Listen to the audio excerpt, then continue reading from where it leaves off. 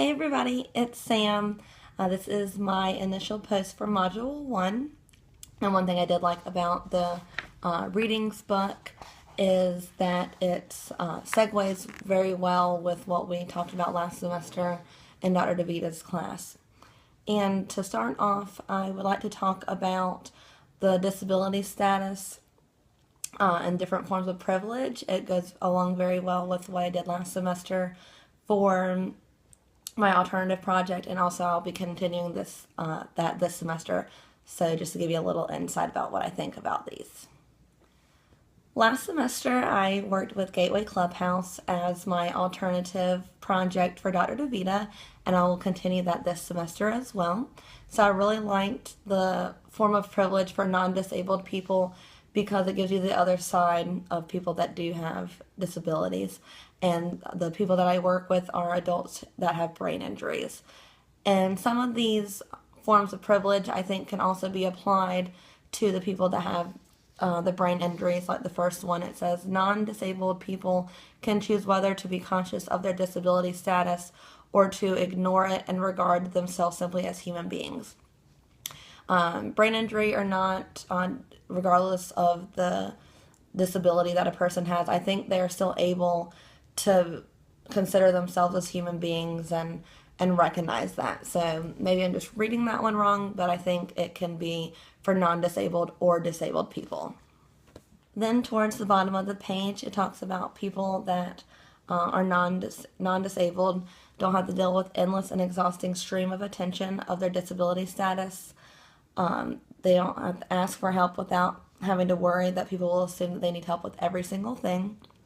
And then also, people can succeed without being surprised because they have low expectations of their ability to contribute to society. And I think this is very interesting because last semester one of the members talked about how he lives with his sister, and when she leaves, he either has to go with her like on a trip or he has to decide whether he's going to stay there. So over Christmas break, he decided to stay home and was able to take care of himself. So that was a step in the right direction for him. And also, he talked about when he goes to the grocery store, he might not be able to reach some items because he's in his wheelchair. And people ask him what happened to him, and sometimes they're nice about it, but most of the time, they're very rude.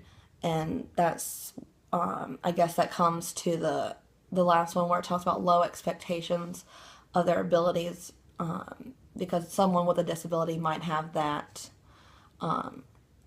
People that don't have a disability might consider that for someone that does have a disability.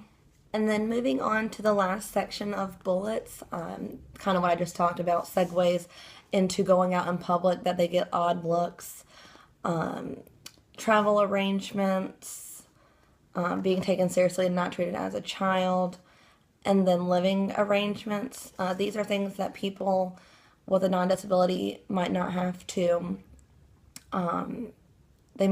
deal with, but some of the members that I work with do have these. So when it comes to transportation, some of them can't drive, so they have to depend on other people to drive them around, whether it be a taxi service or someone that picks them up on a daily basis and takes them either to the clubhouse or to work or volunteer opportunities that they have.